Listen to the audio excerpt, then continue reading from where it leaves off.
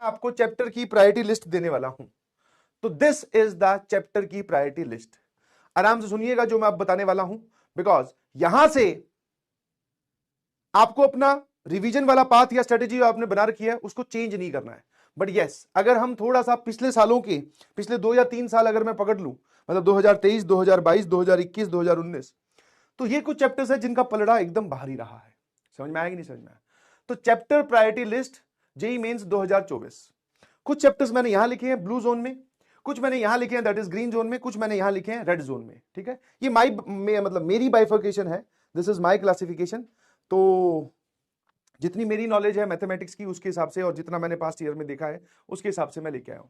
ठीक है, आपको क्या करना है, ये एक एक कॉलम के हिसाब से काम करना है। समझ में आएगी नहीं समझ में? जैसे सबसे इंपॉर्टेंट पार्ट ये है, वो जो ऊपर लिखे हुए हैं approx 50 marks, this is approximate. समझ में आया? इनफैक्ट 50 मार्क्स से ज्यादा ही आएगा अगर आपने ये वाले सारे चैप्टर्स कंप्लीट कर लिए, है ना? तो क्या क्या है सर? पहले वाले में आपने बोला वेक्टर्स एंड 3D, और ये प्रायोरिटी ऑर्डर भी है कि अगर आपको रिवाइज करना है इसमें और आप रिवीजन करना चाहते हो तो ऐसे ही चलोगे, 1 2 3 4 5 6 7 जो नंबर दे रखे हैं वो हर एक नंबर एक चैप्टर नहीं है, ध्यान रखना। इसमें 2 चैप्टर्स है, वेक्टर्स, वेक्टर अलजेब्रा बोल दो या 3D बोल दो, देन क्लास 11th का sequence and series binomial theorem, फिर definite integration, application of integrals, differential equation. ये हमारा अभी चल रहा है। तो आपको किस किस की टेंशन नहीं है सर? ये तो चल ही रहा है, इसकी हमें बिल्कुल टेंशन नहीं है। एप्लीकेशन ऑफ डेरिवेटिव्स हमने थोड़े दिन पहले पढ़ा है सर, ये भी हम रिवाइज कर लेंगे। फिर आता है permutation and combination and probability, ये अभी हम पढ़ने वाले हैं। तो इसमें से 2 ब्लॉक तो कंप्लीट ही हो गए। ये वाला आपने अभी पढ़ा है, मैट्रिसेस, डिटर्मिनेंट आप बोल दीजिए, और sequence and series, vector 3D और कोऑर्डिनेट ज्योमेट्री, ये वाले 4 पार्ट हैं जो आपको ध्यान देने हैं। क्या ये बात एकदम क्लियर है? हाँ, अगर आप ये कवर करते हो तो आपका 50 मार्क्स, मैं 50 मिनिमम लेके चल रहा हूं, इससे ज्यादा ही सवाल आएंगे इस पूरे टॉपिक से। जब आप पूरा पेपर दोगे तो इससे ज्यादा ही सवाल आने वाले हैं। ठीक है, तो सर ये हमारा हैवी बोल दीजिए या healthy part of the mathematics है, जो कि हमें एनी हाउ, ऊपर क्या लिखा हुआ, मस्ट डू, आपको ये करना ही करना है चाहे कुछ हो जाए। समझे कि नहीं समझे? क्या ये बात क्लियर है?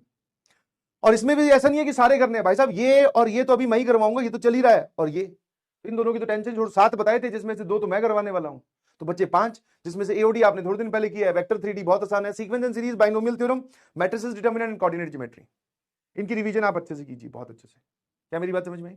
अब आ जाइए आप इस तरफ, ये जो ग्रीन जोन है दैट इज रिलैक्स वाला है, रिलैक्स वाला है, बट हो सकता है कुछ बच्चों को फंक्शन चैप्टर डिफिकल्ट लगे। तो पिछले कुछ सालों में देखा गया है, स्पेशली 2023 और 2022 में फंक्शंस के बहुत सारे सवाल आए। ठीक है, हाँ ना? तो फंक्शंस हमारा नंबर 1 पे है। तो रिलैक्स जोन में भी सर आपके पास हल्के चैप्टर्स लिखे गए हैं, जनरली जो आसान होते हैं। फंक्शंस को छोड़ दो जो थोड़ा सा टफर साइड में आप बोल सकते हो, but yes, sets and relations, statistics, limits, quadratic equation, method of differentiation. Sir क्या बात कर रहे हो? ये बस एक चैप्टर को अगर हम छोड़ दे तो ये 5 या जो 6 बचे ये सारे के सारे आसान है। क्या बोलते हो? Method of differentiation, quadratic equation, limits, statistics, sets and relation. Sets and relation एक अलग कहानी है, मतलब सेट थ्योरी अलग, रिलेशंस वाला पार्ट कौन सा समझ गए? Reflexive, symmetric, number of relations, उन सब की बातें जो होती हैं। और फिर सर साथ में फंक्शंस। तो ये हमारा रिलैक्स जोन है, जिससे करीबन करीबन से 30 मार्क्स का आने वाला है। तो 50 यहां से, 30 यहां से, 80 हो गए। अब थोड़ा रेड जोन की तरफ देखिए प्लीज। रेड जोन में अप्रोक्सीमेटली 20 मार्क्स का आएगा और इसमें एफर्ट्स लगाने पड़ेंगे। इसमें पहला चैप्टर जो कि थोड़ा सा रिलेटिवली आसान है, कॉन्टिन्यूटी डिफरेंशियबिलिटी, क्योंकि अगर आप लिमिट्स पढ़ते हो तो आप कॉन्टिन्यूटी डिफरेंशियबिलिटी भी, ये तीनों चैप्टर्स लिमिट्स, कॉन्टिन्यूटी, डिफरेंशियबिलिटी एक लाइन में चलते हैं, आपस में इंटरकनेक्टेड है।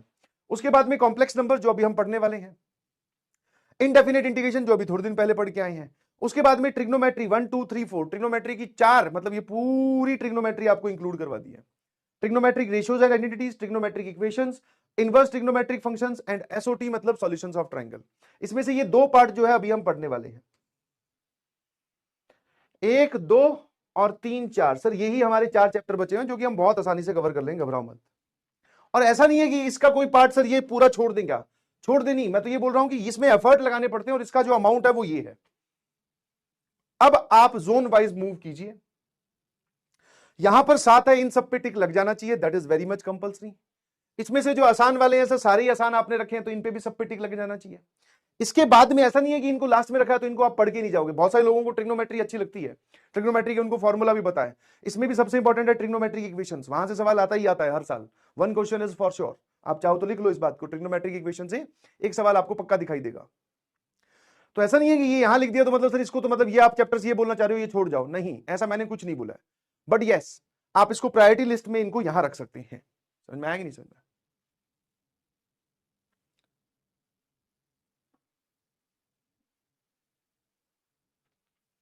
ठीक है, क्या मेरी बात समझ में आती है? बिल्कुल सही। तो अब आप अपनी रिवीजन स्ट्रेटेजी जो है, कोशिश करो आप इस ब्लॉक को पूरा कर लो आने वाले कितने दिनों में, 10 या 12 या 15 दिनों में। मतलब करीबन करीबन 15 जन तक आपका ये वाला पूरा ब्लॉक कंप्लीट हो जाना चाहिए, बिकॉज इसकी आप मल्टीपल टाइम्स रिवीजन करो।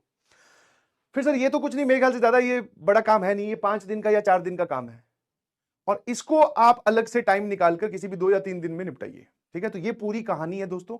और स्पेशली अगर आप मैथमेटिक्स की बात कर रहे हो, तो मैथमेटिक्स में आपको सवाल के साथ, मतलब थ्योरी के साथ साथ, फॉर्मूलाज के साथ साथ, क्लासरूम एग्जांपल्स के साथ साथ कुछ क्वेश्चंस भी करने होते हैं। ठीक है ना?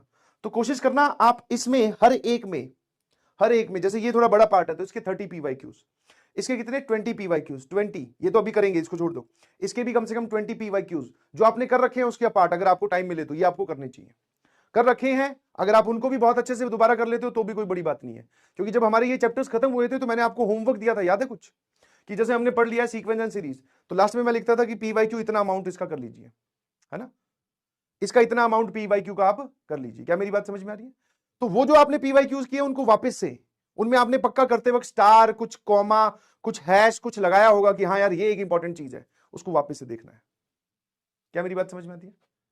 तो दिस इज द होल कहानी ऑफ मैथमेटिक्स। ऐसे बांट के चलोगे तो आपको समझ में आएगा। जो कर रखा है उसको अच्छे से करना है, दोबारा देखना है एक बार कि क्या था। हाँ, और नई चीज की तरफ रश मत कीजिए प्लीज। नया चीज तो क्या है, नया चीज तो आपकी पैरेलल क्लास में चल ही रहा है, आपको अपनी तरफ से कोई नई चीज नहीं स्टार्ट करनी है, आपको जो कर रखा है उसी को दोबारा अच्छे से करना है। And revision is the key to success. बार बार अच्छे से रिवाइज करके जाओगे, वही आपको कॉन्फिडेंस बूस्ट करेगा। हम किसी चैप्टर में कैसे मान सकते हैं कि हमें कॉन्फिडेंस आ गया, मतलब कब हम उसको अपनी तरफ से डन बोले, कब हम उसको अपनी तरफ से डन बोले। Point number 1, notes done. अच्छा हाँ, नोट्स मतलब जो आपने PDF फॉर्म से पढ़ोगे तो वो एक बहुत लंबा टास्क है। क्यों बोला जाता है शुरू शुरू में कि नोट्स बनाइए, नोट्स बनाइए, क्योंकि अब क्या वापस PDF खोल के पढ़ोगे क्या? नहीं, नोट से आपने पक्का अगर शॉर्ट नोट्स बना रखे हैं तो वो भी डन। तीसरा सर, आपने जो भी स्टार मार्क क्वेश्चंस थे हमारे वो डन। अब वो स्टार मार्क्स में हो सकता है सर क्लासरूम एग्जाम्पल हो, क्लास एग्जाम्पल्स हो, और हो सकता है सर कुछ PYQs हो, या हो सकता है सर कुछ एक्स्ट्रा सवाल हो, या DPP के क्वेश्चन हो। ठीक है ना? तो अगर आपको ये वाला पार्ट थोड़ा लेंदी लग रहा है कि इतना भी हमारे पास में टाइम नहीं है, तो ये वाले दोनों PYQ और क्लास एग्जाम्पल्स आपको बहुत अच्छे से करके जाने हैं, और वो भी वो जो आपने ऑलरेडी कर रखे हैं। समझे? क्लियर?